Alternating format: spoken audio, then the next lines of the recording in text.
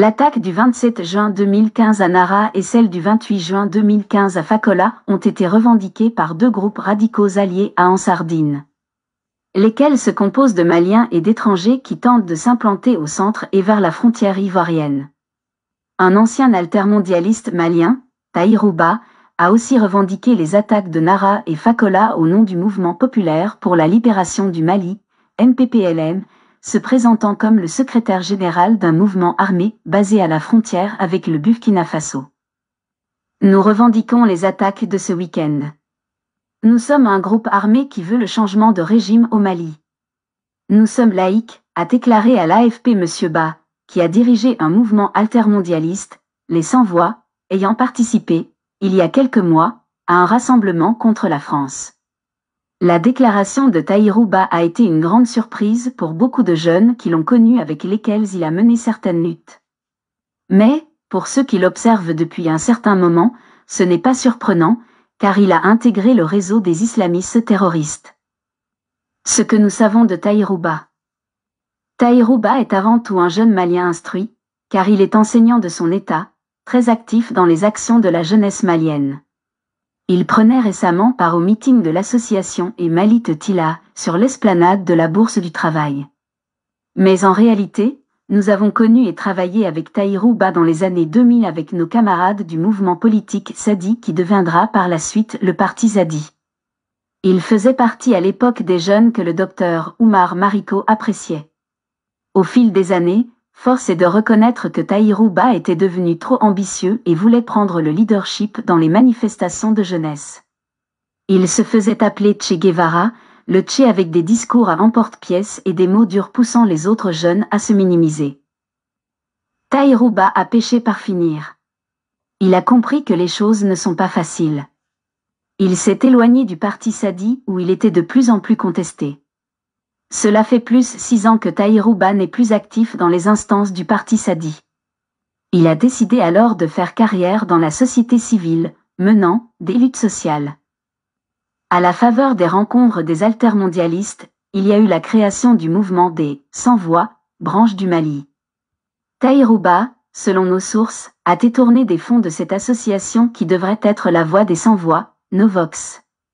Il a quitté cette association pour évoluer en solo. Lors de la présidentielle de 2013, il était proche de l'URD et son candidat, Soumaïla Cissé, lui a donné un peu d'argent qui lui a servi à ouvrir une école privée à Kalabankoura ACI. Il a en tout cas mouillé le maillot pour Soumaïla Cissé lors de la présidentielle. Il prendra après ses distances avec l'URD pour mener seul des actions et c'est dans cette solitude qu'il s'est exprimé sur les réseaux sociaux au nom du mouvement populaire pour la libération du Mali, MPPLM. Il nous avait contactés pour une émission sur Clédu afin de défendre ses points de vue dans l'émission « Débat politique ». Malheureusement, on n'a pas pu réaliser cette émission. Mais il y tenait, sachant que beaucoup de monde écoute cette émission. Taïrouba sur les réseaux sociaux. On se demande combien de noms il a sur Facebook, Twitter et autres. Récemment, dans une conversation, il nous disait qu'il était devenu chrétien et qu'il se nomme pasteur Taïrou Joseph Ba. Mais, il a une autre adresse, Taïrouba simplement. Sur cette page Facebook, avec sa photo en costume blanc, depuis le 16 juin 2015, il est écrit « Absent », posté vers 23 heures. Après cette date, certains de nos camarades l'ont vu vers le Burkina Faso, un pays qu'il fréquente depuis l'éclatement de la crise au Mali.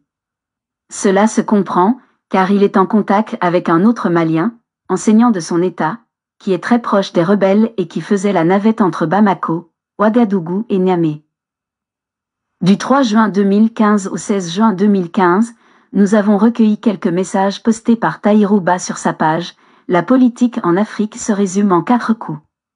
Un coup de gueule, 2 coups de poing, 3 coups de pied, 4 coups d'état. Le reste est une peccadille et pure perte de temps. Alors je suis partisan des 4 coups. C'est avec l'attaque de Mycénie que les plus avertis ont compris qu'il a un lien avec les auteurs de cette attaque. Tôt le matin, au moment où les gens cherchaient à savoir ce qui se passait, voici ce qu'il avait posté. Les Maliens doivent savoir la vérité sur l'attaque de Mycénie dans le cercle de Kadiolo. J'insiste, je persiste et je signe, ce n'est pas une attaque djihadiste, allez-y savoir. L'attaque de Mycénie, localité de Kadiolo, n'est pas une attaque djihadiste. J'ai eu des amis dans cette localité et j'ai échangé avec les ressortissants de Kadiolo et certains sont même de ce village. Ils ont tous affirmé que c'est un litige qui oppose les Peuls bergers aux autochtones, dans lequel les gendarmes sont impliqués dans le racket et l'extorsion de fonds. D'un autre côté, il soutient la signature de l'accord pour la paix par la CMA le 20 juin 2015. Je soutiens entièrement et pleinement la signature complémentaire de l'accord du 20 juin au Mali, vive la paix des braves, à bas la guerre sale des pauvres, le pouvoir est au bout du fusil. Selon le grand timonier chinois, mais la paix aussi est au bout du sacrifice, alors chers compatriotes, allons y vers cette paix, Beyitake Malila. Allah y Beye Fana. À qui faut-il faire la guerre? Toujours, essayant de faire des messages de paix, mais animé de mauvaise foi, il a dit à beaucoup de nos camarades qu'il ne veut pas de ce Mali, qu'il n'est pas contre les Maliens, mais différentes classes dirigeantes du pays de 1960 à nos jours. Voilà une question à $1 million. Je dis ce que je pense. À l'aristocratie arabo-tourégo-songhois de mèche avec l'élite corrompue du Sud. Les jeunes Maliens militaires se font tuer depuis 60 ans. Les Touaregs sont aussi tués depuis 60 ans. Malgré tout cela, personne ne fait une analyse révolutionnaire de la question. Cessez de vous entretuer au profit de l'élite. Faisons un front unique et débarrassons le pays de ces canards boiteux. Telle est ma position et j'entends me battre, y compris avec tous les moyens possibles. Vive la justice sociale et politique. C'est son dernier message avant de poster, absent, le 16 juin 2015, soit 10 jours avant les attaques de Nara et de Fakola respectivement dans les régions de Koulikoro et Sikasso. Le cas Taïrouba n'est pas une surprise, car il a l'argent facile et pense qu'il peut faire bouger les choses et qu'avec son statut de secrétaire général du MPPLM, il aura quelque chose avec les dirigeants qui ont tendu la main aux groupes armés qui s'agitaient sur le terrain.